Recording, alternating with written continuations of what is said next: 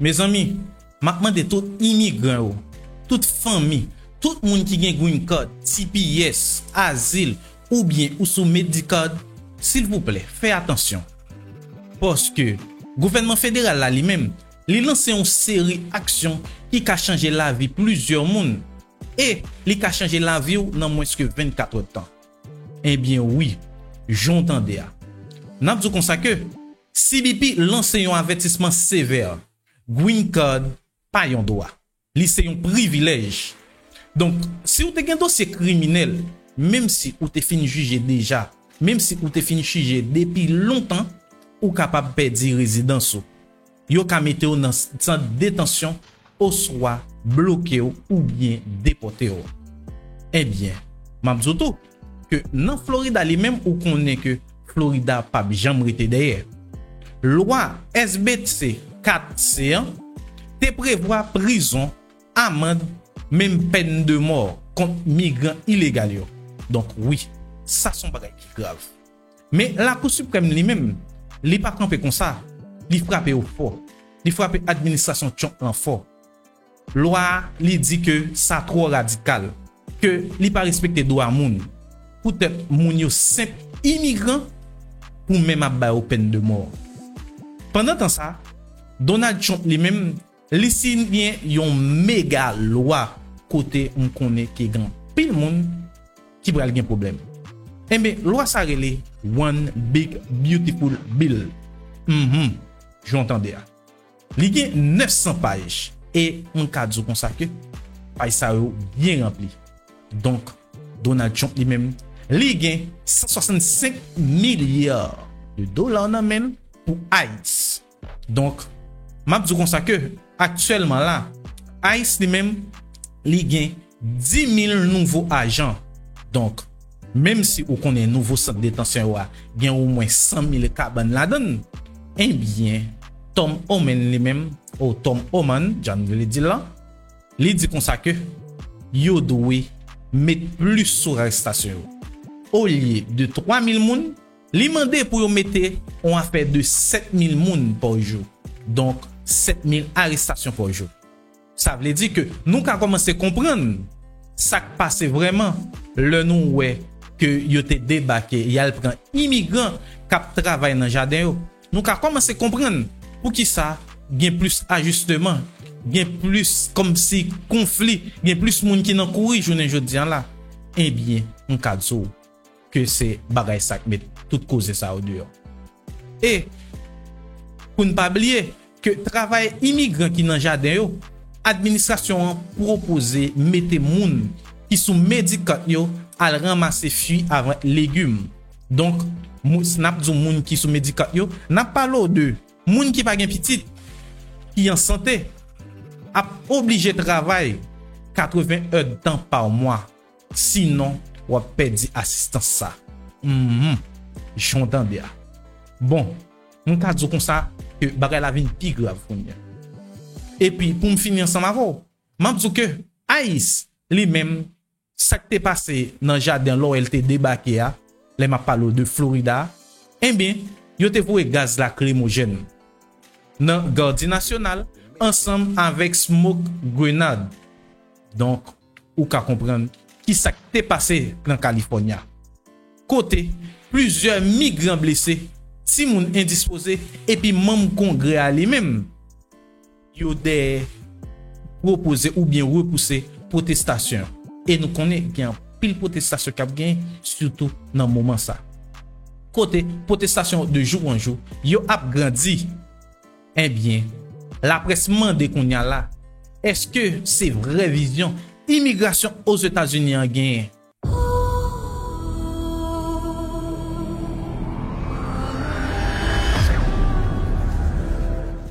Mabzou, bonjour, bonsoir tout le monde. Bienvenue sur plateforme pour la qui c'est Babas Magazine. Quand on connaît que c'est seule plateforme qui porte toute dernière information sur communauté haïtienne, toute dernière information sur cause haïs, sur cause immigration.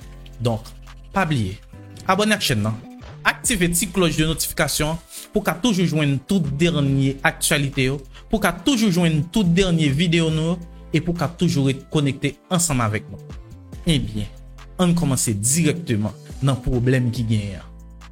Jounen jodi a la, non message CBP te publié sous compte officiel yo écrit clairement, mais avant de continuer, bon montre li et puis wap comprendre. En aller. Yo te écrit sous Twitter ou bien j'en voulais dire là, sous X, yo te écrit que si ou gen dossier criminel ou si ou gen green card ou ka perdre parce que ou pas considéré comme un résident légal encore, c'est pas parce que ou possédez carte verte qui veut dire que ou gen droit permanent sous territoire américain. Donc, nous avons fait résumer tout ça au dia là pour vous et pour nous continuer tout. Donc, nous avons dit que autorité américaine voyez yon pinga bay moun qui gen résidence déjà et qui gen antécédent criminel. Donc, ouais, j'entends bien. Eh bien, l'aime dit comme ça que journée jodi a nous te gen gros problème non. Eh bien, ça c'est une nakayo. N'a continuer et puis wap comprendre. N'a dit comme ça que journée jodi a bagay la pas vinn bon pour nous. Bagay la li pas simple seulement. Bagay la li compliqué. Bon, on continue. Selon immigration ensemble avec nationalité, acte, entre parenthèses INA dirais-je, section 237A, deuxième page, ou capable perdre 4 résidences si, premièrement, ou fait crime qui est considéré immoral. Les crime qui est considéré comme immoral, yo mettez, d'après eux même, d'après ça écrit, vol, fraude, agression sexuelle. Bon, depuis bien agression sexuelle, ou bien tant ouais que là son bagay qui déraillé parce que agression sexuelle, depuis ou bien tant mettez corps dans bagay ça, ou pas même besoin de penser que la vie va passer longtemps. Eh bien, si vous faites deux crimes qui différents, même si vous êtes petit, eh bien, je ne dis là, ça qu'a fait perdre green card. Donc, si vous fait trafic de drogue, ou bien, ou te même procédé de drogue, tant que n'a pas l'eau de marijuana, eh bien, ça qu'a les mêmes fort perdre green card. Si vous êtes un beau, dirais-je. Donc, commettre un crime qui mettait un dans prison ou soit plus, eh bien, ça qu'arrive. Donc, si tu fais violence domestique, nous connaissons grand pile haïtien nous-mêmes, nous avons toujours un petit problème, non? Les gens dans le cas, non, nous toujours ensemble avec Marie, non, bien madame, non? Eh bien, si ça t'est arrivé, yo t'es arrêté une fois, deux fois, selon ça on dit, ou capable de perdre green card. Donc, si tu as fait trafic moun, ou tu as une agression grave, ou tu as fait fraude immigration, ou soit faux mariage, et vous connaissez des gens qui fait faux mariage. Et, si tu as fait pléadil, ça compte tout. Pas oublier que, ou pas besoin de faire prison journée jodi à la. Yon crime ou t'es fait depuis en 2001 ou t'es plaidé coupable. Donc, ou bien temps passé tout le temps ça depuis 2001 à pas long. Ou pensez le fini? Eh bien, nous ka dire comme ça que journée jodi à la ça ou t'es fait à capable lever compte. Parce que si vous essayez de rentrer aux États-Unis ou bien pour appliquer pour citoyenneté américaine, ça ka pèse loup parce que j'en débarrasse ça au combien là en bas administration champion nous connaissons que chaque jour monsieur levé chaque jour administration champion chaque son bagage pour mettre immigrants dans plus problème. Donc dans toute bagage ça bien monde tout qui a voyagé et me connaît quand pile nan non illégal non pas seulement gen TPS nous sommes citoyens. Eh bien, fais attention. Parce que CBP pas seulement averti moun qui illégal yo. Li juste mettel pour pas voyager si ou gen dossier criminel qui est sous dos. Et les noms du dossier criminel là, c'est ça nous so dit tout à l'heure. Donc, si vous voyagez, ma bon petit conseil, consultez un avocat immigration. Parce que ça qui passe journée jodi là, li grave. Donc, ou voyager pour aller visiter famille ou bien en vacances, aller prendre plaisir. Mais imaginez qu'on y a là. Ou faut retourner, ou pas prêter côté là. Leur retourner si Bibi fait background check sur. Et là, on fait background check là, yo découvrir que ou te gon crime ou bien ou te font bagay sous dossier là. Donc, même si ou pas jamais temps de parler de ça encore, même s'il était passé depuis longtemps, eh bien, yo ka bloqué dans l'aéroport ou bien sous frontière que toi passer. Yo ka même renvoyer ou bien mettre dans centre de détention. Yo ka voyer ou bien yo ka voyer un avertissement déportation qui relève notice to appear. Donc, nous comprenons qui Jean bagay la et journée jodi là. Nous comprenons qui Jean administration Trump a fait pour mettre moun dans gros problème. Parce que m'pa cacher tout, yo fait tout moyen possible yo. Puis yo mettre moun illégal. Pour yo faire ou perdre citoyenneté ou bien pour yo voler la cao. Eh bien, c'est ça qui passe journée jodi là. Bref, on continue et puis on va comprendre. On traverse son lot et puis on va comprendre puis devant. La Cour suprême refuse de permettre à la Floride d'appliquer une nouvelle loi sur l'immigration. Oui, j'entendais. Eh bien, nous comprenons là. Eh bien, la Cour suprême bloqué une loi Florida te voté qui te sanctionné migrants illégal. Eh bien, m'a dit comme ça que dans loi SB 4C1 qui était adopté par législatif Floride en février 2025 là, n'a pas là depuis en février maintenant. Donc, vous pouvez poser cette question, ça février il y a un rapport avec juillet. Eh bien, et là compliqué. C'est un projet autorité qui était mené par le gouvernement Ron DeSantis ensemble avec procureur général James Otmaier. Loi ça lui-même, li te prévoit que faire un crime pour n'importe monde qui entre illégalement dans Florida. Si on en côté moi-même toujours dit monde, fais attention. Et c'est à la guerre dans l'autre côté parce que la Floride n'est pas pour mon immigrant. Depuis illégal, j'étais zèle.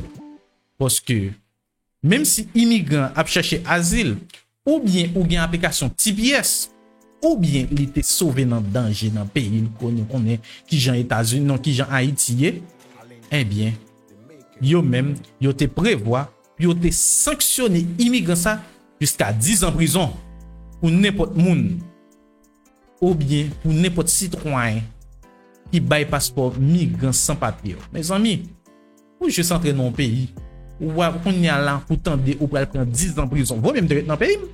Vous même dans pays mais là. Oh, 10 ans prison même. Ah non. Ça va là ça va d'accord. Moi même t'as pété coquin. Eh bien, yo t'en envie mettre loi ça. Jusqu'à ce que la Cour suprême lui-même li camper ça. Donc louer kay bay moun sa yo, même aider aux jeunes manger au soit traitement médical, eh bien moun sa yo te ka joindre prison. Donc permettre justice Floride là utiliser sanctions qui extrêmes. Yo juste arrivé même yo dit comme ça. Yo appliquer peine de mort qui était cité dans discussion législative pour zak grave tant que n'a pas l'eau de monde qui fait trafic immigrant, menace sécurité ou bien faire rébellion. Donc, là n'a pas l'eau de rébellion, nous getons ouais à faire manifestation, à faire gourmet, nous getons ouais tout bagay ça inclus là-dedans. Donc, yo t'a créé une base de données sur immigrants dans chaque zone yo, puis identifier yo ou bien faire surveillance dans la communauté. Autrement dit, on t'a juste en prison. Donc, autorisation pour police locale yo collaborer ensemble avec ICE sans mandat fédéral. Tout ça pour nous dire non que SB 4 c'est ça, loi ça qui t'a transformer la Floride dans un état qui te voulait contrôler l'immigration tant que yon l'état indépendant, pas tant que yon parti gouvernement fédéral. Donc, et là que tout bagay t'a pral compliqué. Donc nous tout a posé tête nos questions après tout bagay ça yo. Pour qui ça la Cour suprême lui-même arrive bloquer.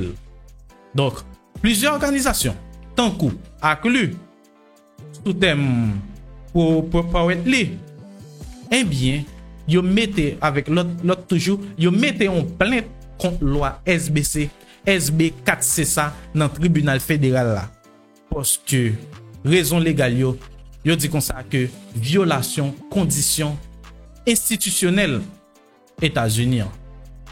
Oui. Donc ça yo considère comme une suprématie clause. D'après eux-mêmes, c'est gouvernement fédéral là seulement qui gagne droit faire loi sur immigration. L'État pas qu'à mettre propre règle qui pi sévère passer Washington établi. Eh bien, yo dit que violation droit moun ak procédure légale. Donc, loi ça pas ta fait connaît aucune différence entre yon immigrant sans papier qui fait sortir Mexique dans n'importe l'autre pays, Mexique ou bien rentrer dans pays ensemble avec visa et pour retourner dans pays à l'autre monde qui était déjà bien asile attend si pièces au soir petit américain qui fait sous terre etc. Donc yo considère ça comme un danger racial avec un abus la police. Yo dit que loi ça permettre officiers arrêter n'importe monde qui suspecte sans preuve seulement de pour bien apparence ou bien gain accent monde qui immigrant ou bien monde qui entre dans pays. Donc oui, j'entends bien. Donc yo t'a croisé dans l'arrière ou noir ou fait sous terre ou noir ou entrer comme illégal, yo t'a marou. Yo t'a croisé ou gon accent m'pa connait ou gon accent n'importe l'autre monde depuis au suspect que ou sont immigrants qui tout est légal, yo t'a pas arrêté. Donc c'est une raison qui fait yo camper gens de bagay ça. N'a continue. N'a dit comme ça que la Cour suprême dit que dans décision qui sorti 9 juillet 2025 là, on parle du 9 juillet ça se passe là. La Cour suprême des États-Unis rejeté demande Florida pour quitter loi ça entrer en application pendant le sous appel. Parce que opinion majorité a dit que loi SB 4C ça c'est une tentative officielle pour usurper autorité fédérale là, limiter risque immigrant pour habit contre immigrant non pour habit contre immigrant et puis li menacer fondation justice constitutionnelle là. Donc la Cour suprême t'est d'accord avec sa juge fédérale Kathleen Williams te dit déjà dans tribunal fédéral Miami yo dit que loi ça pas seulement fait mal, ils sont bagay illégal. Oui, j'entends. Donc mon cas dit merci bon Dieu que loi ça pas passé parce que m'ba cacher dire si loi ça t'est passé nous t'a nan gros problème. Et pas seulement même et pas seul ou même tout immigrant nous t'a nan gros problème. Eh bien, on traverse et puis wap connaît parce que journée là nous gan pile bagay pour nous parler surtout sous gros loi sous gros ça président Donald Trump signé sous gros loi ça qui relait one big beautiful bill là. Entendez eh ben n'a continuer on va comprendre. Trump a reçu 170 milliards de dollars pour l'immigration. Maintenant, il doit le mettre en œuvre. Oui, j'entendais.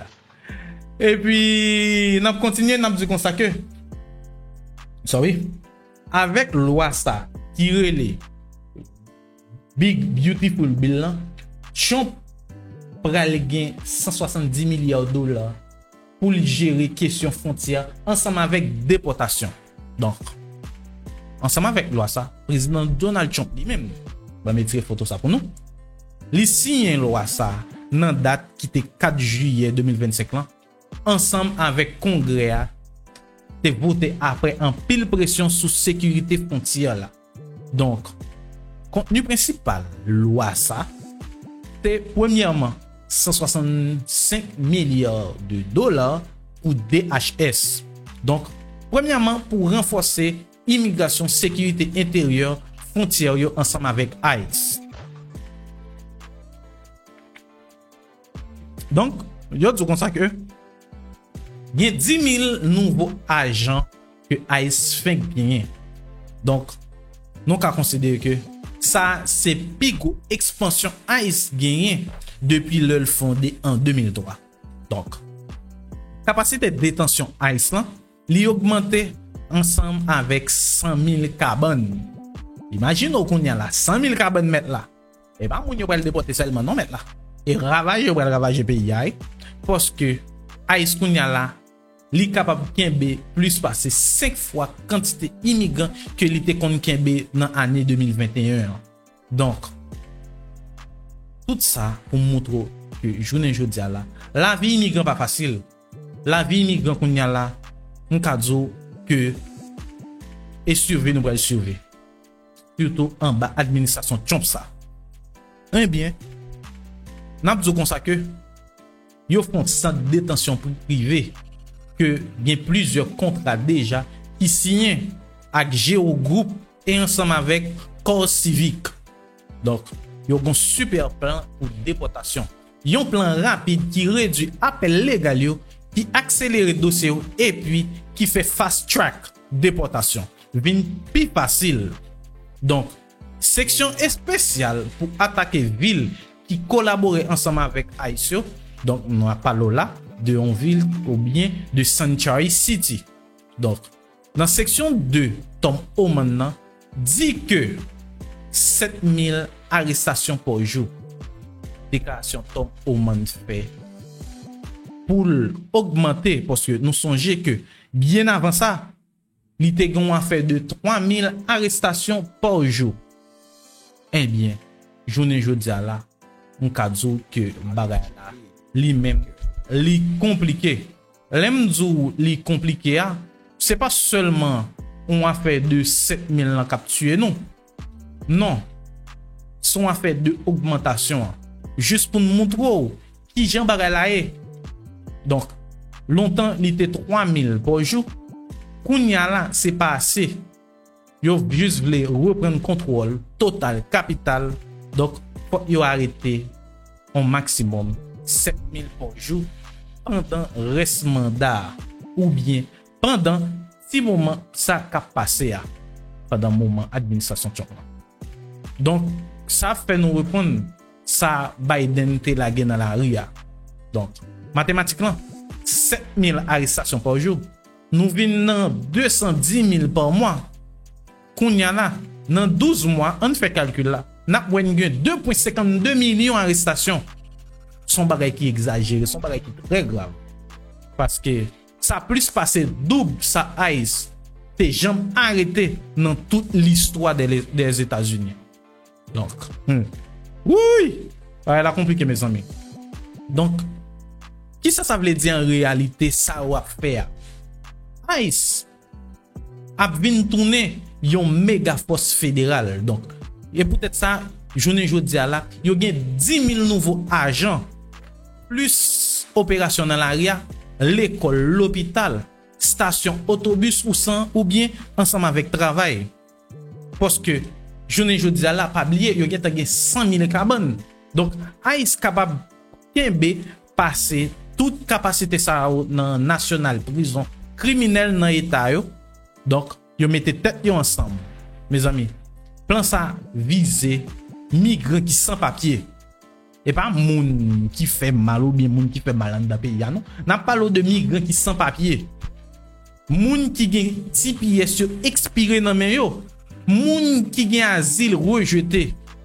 Moun qui gen green card ensemble avec dossier criminel. Donc citoyens naturalisés ensemble avec pour dossier nan men yo au soit erreur administratif là. Donc oui, c'est ça qui passe là. C'est ça qui gagne journée jodi là. Eh bien, bakache tout bagala très grave. Bon, entendez ça et puis ou comprendre et pas oublier toujours dire non. Abonnez à la chaîne non, activer ti cloche de notification pour qu'à toujours joindre toute dernière actualité yo, pour qu'à toujours joindre toute dernière information que n'a porté pour yo et pour qu'à toujours être connecté ensemble avec nous. Bref, entendez et puis vous comprenez. Pas oublier que faut qu'on minimum anglais pour comprendre reste vidéo. We start tonight with a look at what is about to happen to immigration enforcement in this country. America is on the verge of its most intense spending spree on immigration enforcement in modern history. And what the nation has seen in terms of immigration sweeps so far this year, well, they will expand exponentially, fueled by tens of billions of dollars inside the new economic law President Trump signed last week. White House border czar Tom Homan is standing by live at the White House on the North Lawn to tell us where that money is going and to respond to the latest immigration headlines. But first, some history on immigration enforcement budgets. Since 2003, the year the Department of Homeland Security was created, spending on immigration's customs and enforcement, or ICE, has tripled. It has also tripled for CBP, that's Customs and Border Protection. In fact, since the mid-1990s, Border Patrol funding has increased 20-fold. This nation, under Republican and Democratic presidents, has poured billions of dollars into arresting and deporting undocumented immigrants, and those budgets are about to explode. What we haven't spent money on, comparatively, is immigration courts, where due process can expedite the removal of people here illegally. Again, since 2003, for every $1 we have spent on immigration courts, we have spent $24 on Border Patrol and ICE. And that is why, as of mid-2024, there was a backlog of 3.7 million immigration cases. CBS immigration reporter Camilo Montoya Galvez joins me now from Chicago to follow the money in the new law in tonight's Takeout Takeaway. Camilo, it's great to have you with us. Walk us through the biggest parts and the biggest spending on immigration enforcement in this new law. Hi, Major. Immigration and Customs Enforcement, ICE, is now the highest funded agency in the federal government. It is getting, through this law, $45 billion just to bolster and expand its already sprawling detention system to hold individuals awaiting deportation. That money, Major, could allow the agency to detain more than 100,000 detainees at any given time. And just to put it in perspective, Major, ICE right now is holding about 58,000 detainees, so the money would almost double the detention capacity at ICE. The agency would also get an additional $30 billion to bolster its arrests and deportation efforts. The agency can use that money to hire an additional 10,000 deportation agents who identify and arrest people who are in the country illegally. That is up from the current 5,000 agent level. The agency can also use that money to modernize its deportation fleet and to expand and facilitate agreements with local jurisdictions and states that are willing to support the administration's deportation efforts, Major, by, for example, allowing local and state law enforcement officials to be deputized as federal immigration officers and to carry out immigration arrests under federal immigration law. So this is a sweeping bill, and the president, as you know, Major, has promised to conduct the largest deportation operation in American history, and this extraordinary amount of money. Pas oublier que moi dis nous ça déjà que les vidéos ça n'a besoin d'un minimum anglais parce que dans commencement vidéo moi parler non d'un pile bagaille mais qu'on y a dans section vidéo li prend mon petit temps plus temps pour comme si traduire toute vidéo pour m'apporter le pas oublier que en bas d'une station journée jeudi là li gen problème ensemble avec IA autrement dit le m'a traduire même si m'ta envie de traduire ensemble avec intelligence artificielle là parce que si m'a fait ensemble avec voix il va prendre un catafal temps et peut-être ça que m'te dit non n'a besoin d'un minimum anglais. Bon bref, on continue et puis either could very well help the administration accomplish that goal. Camilo, one last question. It has two parts. Money in this for the border wall, and is there any money in it for the thing we talked about near the end of my open, immigration courts and this backlog of cases?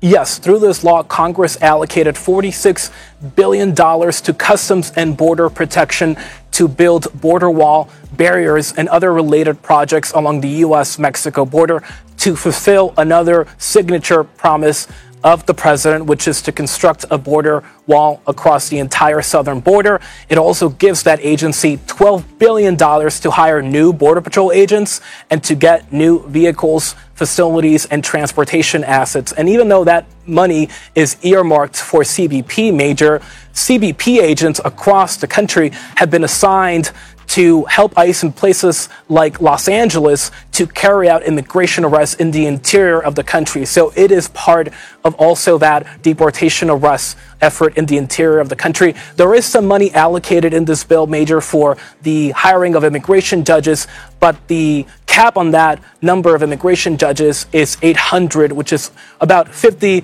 or 100 in terms of the difference between the current staffing level at the immigration court. So it should not make a huge dent in the number of cases that can be adjudicated by the courts. But again, the administration in many ways is looking to bypass that immigration court system, which is massively backlogged, by using processes like expedited removal to get people out of the country, Major, as soon as possible. Camila Montoya Galvez, I appreciate that context very, very much. White House border czar Tom Homan joins me now from the White House. Tom, it's great to see you. Thanks for coming back on the program. The last time we spoke, as I think you might remember, you said you need more resources. Congress has given them to you now. Do you have enough? Yeah, and I'm happy with the numbers. It's going to fund us for 100,000 beds, which we need. I mean, one day last week when I woke up and looked at the numbers, we had less than 200 beds available nationwide. I mean, we'll fill them in an hour. So we're constantly chasing our tails, having to plan more deportation flights just to empty beds so we continue our operations throughout the nation. Sometimes you got to slow those operations down because we have no place to put them. People need to understand, for every alien we arrest, we need a bed because they're going to be detained for several days to several weeks, sometimes several months, so we can make arrangements, get the final orders, make arrangements for the removal to their home nation. So we need beds. For everybody we arrest, we need a bed. So this is going to help us with that. Oubliez, n'a pas comme ça que abonnez à la chaîne, activez la cloche de notification pour qu'à toujours joindre toute dernière information que nous porté pour vous, pour qu'à toujours joindre toute dernière actualité sur la communauté haïtienne et pour qu'à toujours être connecté ensemble avec nous. Pas oublier tout que nous toujours tout que nous sommes seule chaîne qui prend temps, qui prend 100 ans pour nous porter toute information pour nous chercher, pour nous porter le pour. Bref, continuez t'en et puis Where will those beds be located, Tom? All throughout the nation. We're building a plan now on the most efficient way to do this. You know, we got operations going on throughout the nation, so we're looking at, along with the beds, what the transportation infrastructure looks like. How do we get people from a small town in Nebraska to a flight line? So that plan is being put together now. So there's going to be facilities throughout the country. We need facilities in the Northwest. We need facilities in the Northeast. Like New York City, for example, I think we got like 85 beds total up there. So we'll be looking for facilities all across the nation. We will be concentrating on a lot of facilities in the Southwest, just because that's where the flight lines go to plan multiple removal flights. So we'll keep those pods there. We're going to increase them. We'll probably add a flight line to Florida. But short answer, we're going to have facilities everywhere, but we're going to be concentrating a lot of them toward the Southwest border because that just makes it more efficient for us. Will they be on military bases? Look, we're looking at military bases. Every administration since I've been involved has used military bases. The more and more detention facilities we erect, whether soft-sided facilities or brick and mortar, be less demand we have on military bases. That's why the big beautiful bill is a game changer. We can have our space on either private land or federal land to do this and rely less on the military for housing. So this is a great plan all the way around.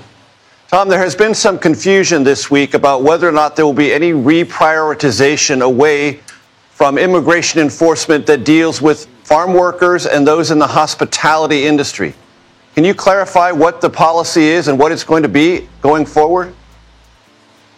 Well, look, the President Trump's, been clear. He's looking at, farm workers, hospitality, and a lot of people are talking to, Department of Labor, Department of Agriculture, DHS, on what a policy may look like. There's no final decisions made. I'm not going to get ahead of the president on that. But I will say this, despite what I'm reading in the media, there is no amnesty. People keep saying an amnesty's coming. There's going to be no amnesty.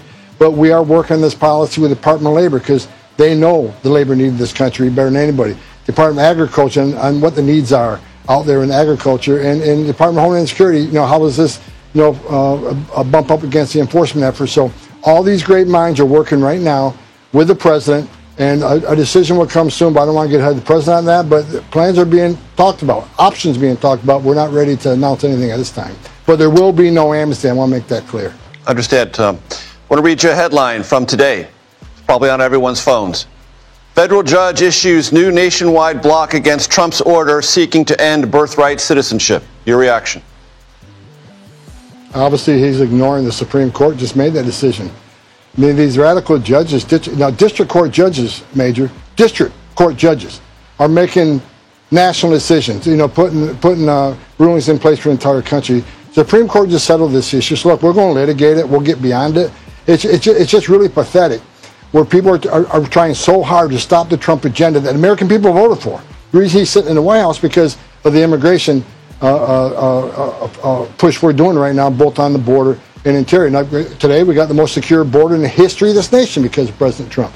But we got to stop these radical judges and put nationwide injunctions. The Supreme Court's ruled on this. He's obviously ignoring it. So once again, we got DOJ have to litigate this and shut it down. They've sent a clear message. This cannot happen.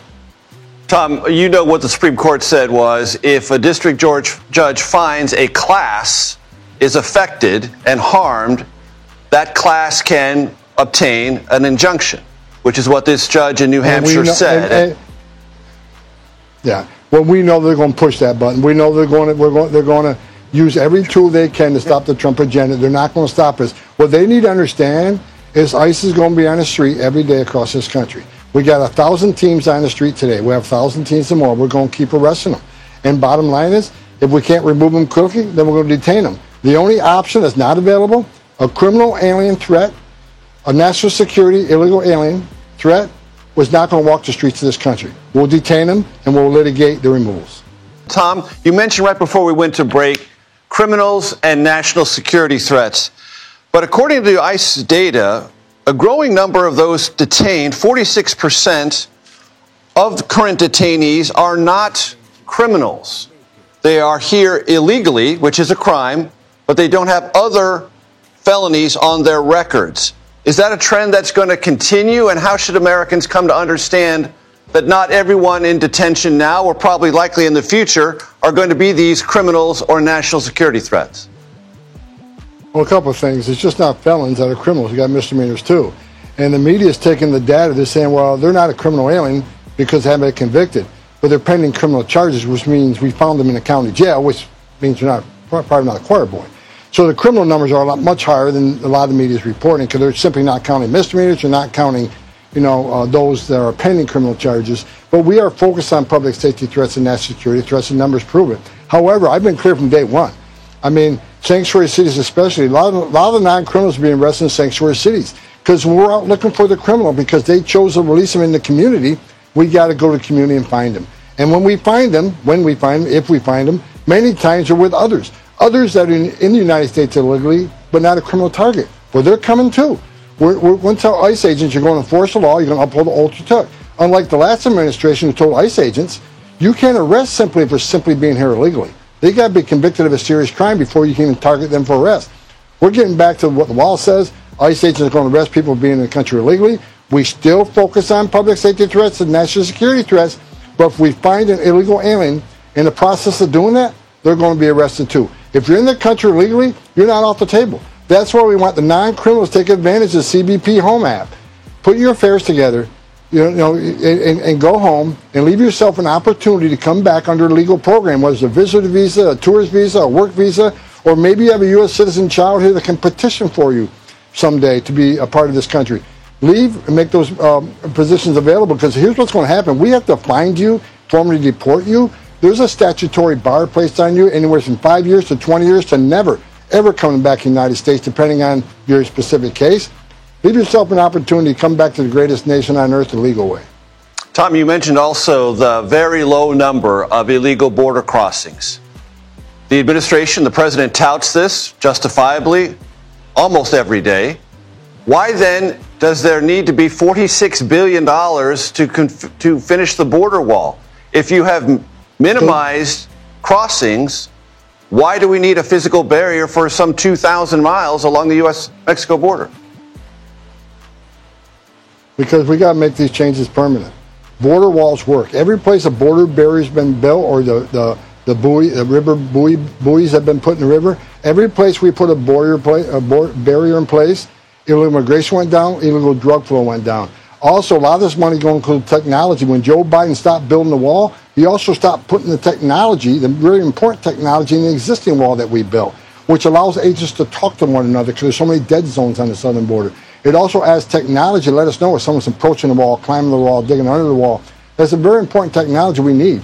But we got to continue the wall and make it a permanent fix, because we don't know. Look, the next administration come in and undo everything. But we have a permanent structure in place. It works. And I think everybody should agree when it should be a nonpartisan issue is technology. We're going to use at port of entries. So we catch more of the contraband at the same time, making legal trade more efficient, faster to come through the port of entry, but at the same time catching that contraband, the drugs and illegal weapons. I think everybody can agree to that. It should be a nonpartisan issue. That money's needed on the border to make these changes, this positive change, more permanent. Last question, Tom, and I know you'll come back. We'll continue our conversation. But according to the Deportation Data Project, arrests in Los Angeles are up 69%, 57% up in Chicago, up 161% in Miami, but only up 11% in New York. How come? New York has, they got a difficult government. It's a sanctuary city. It's a large, sprawling city. We don't have enough resources in New York, which is why President Trump committed 2 weeks ago. We are going to double down on sanctuary cities. For instance, Florida. Every sheriff in Florida is working with us. Every sheriff in Florida takes a detainer. So we know we got less of a problem in Florida because we know public safety threat, illegal aliens in jails aren't going to be released in the community. They're going to be given to us. So we can send extra resources from Florida to New York, because we know they're releasing public safety threats every day. They're releasing national security threats every day. Hundreds of people walk on Rikers Island every week. Well, we're going to send more resources there. We're going to double down and triple down in New York. So you say that now, Garrett, Major, but watch what's coming. We're going to send a lot of resources and make sanctuary cities our priority. This is a continuing conversation. Tom Homan, you're always welcome. I hope you come back.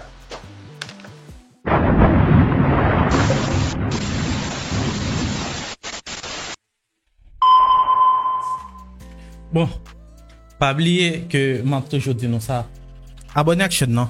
Activez la cloche de notification pour qu'à toujours joindre toute dernière information. Pour qu'à toujours joindre toute dernière vidéo que nous avons portée pour vous. Et pour qu'à toujours être connecté ensemble avec nous. Eh bien, je ne dis là, nous allons continuer puis nous allons prolonger. Nous avons dit comme ça que dans une conférence la presse dans White House 8 juillet 2025, président Donald Trump lui-même il était déclaré que nous pas bail aucune amnistie travail illégal yo mettre dehors. Donc mais n'a aidé agriculteurs avec un programme travail américain. Ministre lui-même agriculture Brooke Olin ajouté que 34 millions de monde sous Medicaid. Donc qui pas gain petit qui en santé yo même yo ka remplacer immigrants sa yo dans jardin yo. Donc et une raison qui fait journée jodi là si n'a regarder n'a ouais ça qui t'est passé qui gens y a arrêté monde dans jardin qui ça qui t'est passé ni hier ni avant hier ni jodi a. Donc déclaration ça mettait du fait dans tout espace agricole et social aux États-Unis. Donc pas oublier que crise travail agricole yo et statistique actuelle yo plus passer 70% travail jardin dans les États-Unis, c'est immigrants, majorité là-dedans sans papier. Donc, travail ça eux même, yo fait ramassage fruits, légumes, oranges, donc etc. Mais yo même arrivé travailler dans soleil, température extrême, physiquement difficile. Donc, les recevoir salaire minimum ou soit moins yo pas plein parce que yo gen ton qui ça passe dans qui pays yo et la vie yo vinn chercher même si yo déporté yo agriculture lui-même la perdu main d'œuvre Donc, production, ou autrement dit, production manger, la baissé, et puis prix manger à là, a augmenté plus, surtout, j'en ai regardé journée jodi là, qui j'en toujours une discussion soit fait taxe en Canada ou bien n'importe l'autre pays. Donc, pas oublier que n'a tout ça que saison offre.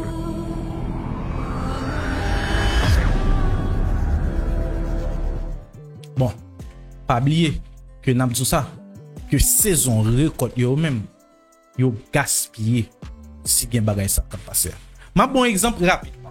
Dans l'année 2024 là, si n'a bien regardé, Floride a perdu plus passé 1,2 milliard de dollars dans récolte manger seulement. L'aime du manger, n'a parlé de mango, tomate ensemble avec melon à cause yo te gen manque travail.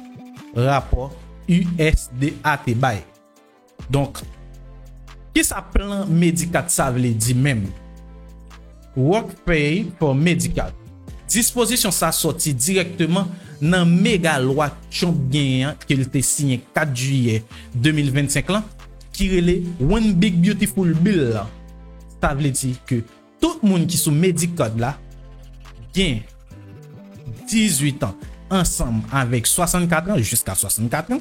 Donc et puis qui pas gagne petit, qui pas gagne handicap, qui en santé. Donc doit travailler 80 temps par mois. Sinon, il a perdu médical. Oui, j'entends bien. Pas oublier que les m'a parlé avec nous dans ça, on pas montrer nos vidéos donc on n'a pas besoin d'occuper nous. N'a vinn sou. Donc, Rollin dit comme ça que c'est moun sa yo qui mettait dans jardin qui pral remplacer migrants illégaux. Oui, j'entends bien. Eh bien, c'est comme ça bagay la te fait. C'est comme ça li te yé. Bon, bref, entendez ça et puis ou même ou comprendre. So all of the We've got above. to give the farmers the people they need, but we're not talking amnesty. That was President Trump talking to his cabinet at the White House about not granting amnesty to undocumented immigrant farm workers. The farm sector had warned that mass deportation of farm workers would disrupt the US food supply. The Trump administration in June signalled that it might pause raids on some farm work sites, but it later reversed course. Meanwhile, Secretary of Agriculture Brooke Rollins suggested that able-bodied adults on Medicaid can replace deported farm workers. Let's watch. The promise to America to ensure that we have a 100% American workforce stands, but we must be strategic in how we are implementing the mass deportation so as not to compromise our food supply. Ultimately, the answer on this is automation, also some reform within the current governing structure. And then also when you think about there are 34 million able-bodied adults in our Medicaid program. There are plenty of workers in America, but Trump's tax cut and spending bill, passed on July 3rd, introduced work requirements for Medicaid. This rule might ultimately end coverage for millions of enrollees who do not meet the new employment or reporting standards. Rollins also emphasised the need to prevent foreign countries from owning farms within the United States. Let's listen to that. the red states are the ones that are banning the Chinese-owned farmland, and this is true. But I have to believe that even the Democrat governors and even the blue states realize what a massive threat this is to national security and how important it is. So we plan to work with everyone, no matter which party, no matter which side of the aisle they're from, to ensure that the people of this country and our agriculture farmland is protected. Foreign ownership of farmland, by the way, is something the President and the Secretary of the Interior get to have oversight over anyway. So even if in states where it is not formally banned, the federal government can veto it if a attempted land deal is done. So that's kind of a handled issue, I would say. Sure. I support the work requirements for Medicaid people. I do not, and if the job they take on is farm worker, that's fine. Unlike our Rising Fridays host Amber and I were arguing about this on the show that we do Free Media yesterday. She wants to deport absolutely everyone who is in the country illegally, no matter how law-abiding otherwise they are. That is not me. I would not meddle with the farm labor sector because I want to keep food prices low. That is the number one demand of voters, is to keep down the price of things. And if you massively interfere with this sector, you will raise prices. I think that would be bad. I think Trump knows that, and his instincts on this are pretty good, and he wants to not do a mass deportation of farm workers. He wants to deport violent criminals, gang-affiliated people, terrorists. That's what he wants to do. Now, but he faces pressure internally from some in MAGA, like Stephen Miller, who wants to deport literally everyone, to go further, and he doesn't want to do that, but he knows a lot of his base does, so he's not going to call it amnesty, but I predict he is going to do something along those lines of leaving them in place and not deporting them, which is what I think would be best for everyone. Better for them, better for us, because we pay less in food prices. So let me begin with what Brooke Rollins said, which I regard as ludicrous, frankly. The idea that you are going to deport farm workers and get people on Medicaid to then just slide into the farm workers' jobs in some neat, tidy, that's all done and dusted way, I think is absurd. For a start, I think she's capitalizing on a misconception on the right that people on Medicaid are scroungers or malingerers. For a start, the vast majority of able-bodied people on Medicaid work as it is. It is a program that by and large serves people who work low-wage jobs. Now then they have imposed these working requirements for people aged from 19 to 64. Now obviously employment, particularly low-wage employment, which tends to be more manual, gets more difficult, generally speaking, as one gets older. The idea that some 55 or 60-year-old person who is suffering from a chronic disease or diabetes, something that does not make them not able-bodied but is a genuine medical problem, is going to go and start picking fruit in farms in the Deep South is just an absurd suggestion. And I think that it is, the problem is the whole idea of the work requirement is to kick people off Medicaid. The whole reason for that requirement is we can save money on Medicaid so we can give it to very rich people in the Trump tax breaks. So the thing is inequitable to begin with. And this kind of rhetoric is just, I think, glib and pays no attention to just one final point, Robbie. There will have to obviously be verification of these jobs. Georgia is the only state that has a work requirement for Medicaid so far.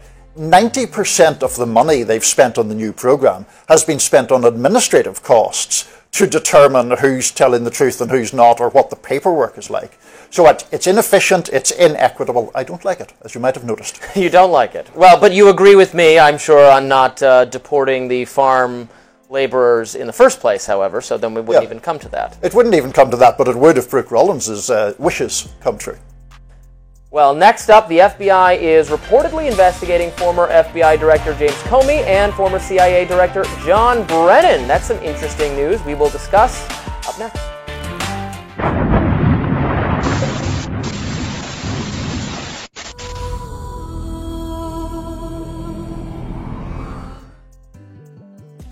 Mes amis, nous retournons encore une fois. Bon, on y a là.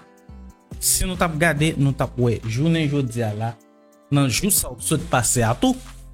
Depuis lundi 6 juillet jusqu'à nous ka dit 8, 10 et même jodi a. Nous te ouais qui ça t'est passé. Côté Jean agent yo même, yo te débarqué pour yo te fait ça yo tap fait. Là nous disons yo te débarqué, m'a parlé de ça exactement. On regarde. Ma parle de une manifestation pété balle sous plusieurs agents ICE pendant un mouvement protestation dans Californie. Côté nous connaît que ICE lui-même, il était débarqué. Côté et pas seul lui-même parce que il y a l'autre agence qui était débarqué. Il y a ICE qui était débarqué, il y a US Border Patrol qui était débarqué, US Marshal qui était débarqué tout. Garde nationale Californie était mobilisé par l'ordre fédéral. Donc, yon moyen, yon utilisé gaz lacrymogène, là, te débarqué al prend moun. Et nous connaissons que, et pas tout le monde qui a campé, garder bagay ça comme ça. Donc, yo été utilisé smoke grenade flash, gen grenade flash aussi. Donc, à tout, yo te utilisé balle, mais yo pas utilisé vrai balle qui te ka blessé moun ou qui te ka tuer moun. Donc, yo te utilisé yo contre manifestant yo, même si ça ou connaît qui Jean bagay la. À tout, yo pas ka prendre tout le monde parce que là yo te fin débarquer, tout le monde délagué. Yo même, yo te utilisé drone, hélicoptère ensemble avec thermovision pour yo ta identifier immigrants yo. Donc, grand pile monde qui t'est arrivé blessé, qui t'est arrivé victime d'après rapport officiel, il y a plus que 200 monde qui sont arrêtés selon ICE parce que passé 5 blessés parmi yo n'a dit comme ça que il y a un garçon qui était tombé sorti sur une structure dépôt. Donc condition li actuellement là, li critique. Eh bien, n'a dit que 2 jardiniers tout t'es frappé par balle caoutchouc. Une femme enceinte t'es perdu connaissance après explosion ou bien après gaz lacrymogène. Donc, il y a 4 petits moun qui t'es caché en bas en tente pendant moment gaz là. Donc, oui, barre là, li pas douce. Eh bien, m'a dit comme ça que accru dans Californie, t'es lancé une enquête pour utiliser gaz lacrymogène côté qui gagne. Donc, rapport KABC News dit parmi tout le monde qui était affecté par gaz là, gen ti moun 7 à 11 ans qui était à vivre sous chardin ensemble avec maman yo. Que là n'a pas l'eau de ti moun, n'a pas l'eau de gaz lacrymogène. Par contre sou prend déjà, mais les amis, ça pas douce. Eh bien, là on te débarqué a communauté a pas de camper radio comme ça. Parce que pendant au débarqué, eh bien m'kadou presque dans même moment tout, t'es une manifestation enragée maintenant. Côté travail ensemble avec famille yo rassemblé. Les m'a parlé ensemble avec famille, m'a parlé de 150 moun à plus, moun qui t'est campé entre ICE qui a entré dans le jardin en tout. Côté yon a manifestant dit comme ça, nous pas attaquer personne, nous t'es campé là ensemble avec petit nous et yo voye gaz sous nous. Donc intervention politique parce qu'on est là, bagay la commencé compliqué depuis gen gaz lacrymogène, depuis gen balle caoutchouc, bagay la est compliqué maintenant. Surtout et pas même Jean Haïti lié. Membre congrès salut Carbajal là, t'es essayé entrer sous place, yo repoussé yo et pas agent ICE. Yo te déclaré que ça c'est plus grand ambi fédéral, moins jambe témoin sous terre californien. Ça pas immigration. Ça c'est une opération militaire. Oui, j'entendais. Eh bien, c'est ça qui passe journée jeudi là. Bon bref, avant nous aller, pas oublier n'a dit comme ça que abonnez à la chaîne, activez la cloche de notification pour qu'à toujours joindre toute dernière information, pour qu'à toujours joindre toute dernière actualité et pour qu'à toujours être connecté ensemble avec nous. Dernière vidéo ou comprendre thème Sansot Baoua. Intensifican los operativos migratorios en Estados Unidos. Esta tarde, docenas de agentes federales armados con tanquetas y equipo táctico. Ah oui, oublié. Dernière vidéo m'bote banou là, on connaît grand pile nan nou qui passe Brésil, Chili, Mexique qui comprennent espagnol parce que dernière vidéo ça, li pas seulement une simple vidéo, li en espagnol. Donc, m'te jeune li en anglais, mais il était trop m'obligé m'da espagnol la picoute m'ban prendre. Donc si nous voulons tout, même genre anglais m'ba traduire donc on connaît gen quelqu'un nan nous qui a un petit problème parce que m'kwa majorité nan nous comprennent plus anglais que espagnol, mais quand même moins côté pour nous. Pas occupé nous. M'geta dit nous presque tout ça nous besoin connaître. Ejecutaron un operativo en los campos agrícolas del condado Ventura al sur de California. Ahí los agentes detuvieron a trabajadores en un campo de producción legal de cannabis y se enfrentaron a manifestantes que intentaban obstaculizar la acción. Imágenes aéreas captadas por medios locales muestran lo que parece ser a uno de los manifestantes disparando un arma de fuego contra los oficiales de inmigración. Todos los detalles con nuestros compañeros de Noticias Univision.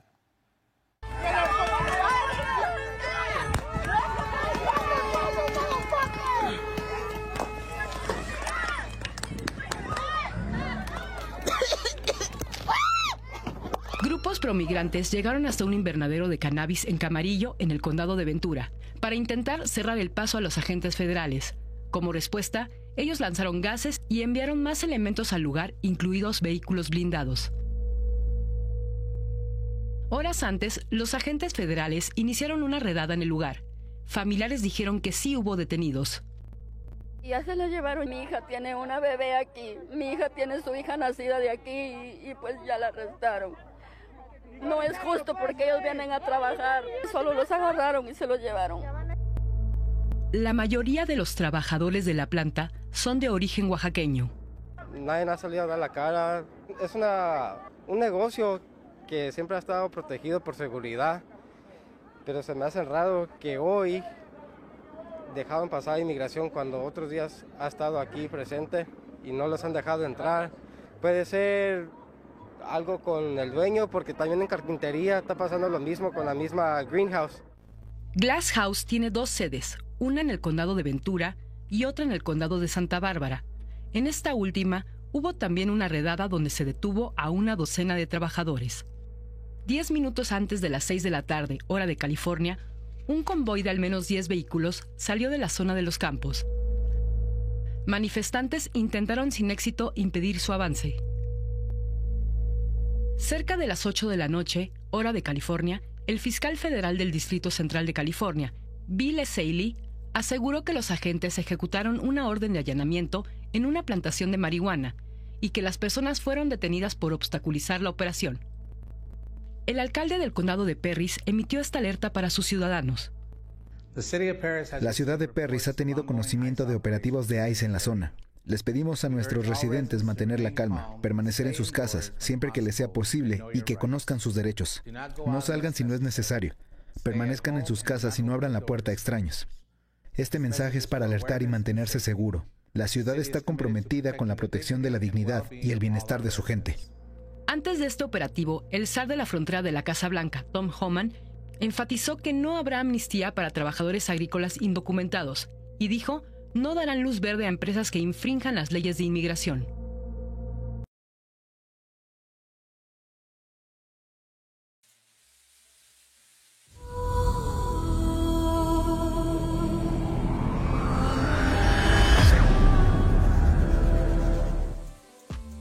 Mabzo kon sa merci en pile deske ou rete jusque là ou gade non ou suiv non.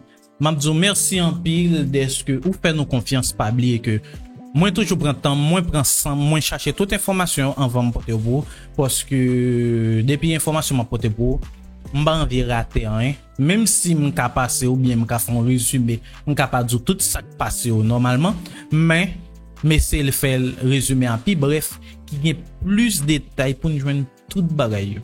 Parce que c'est comme ça me fait vidéo m'jo. C'est ça fait on prend un petit temps.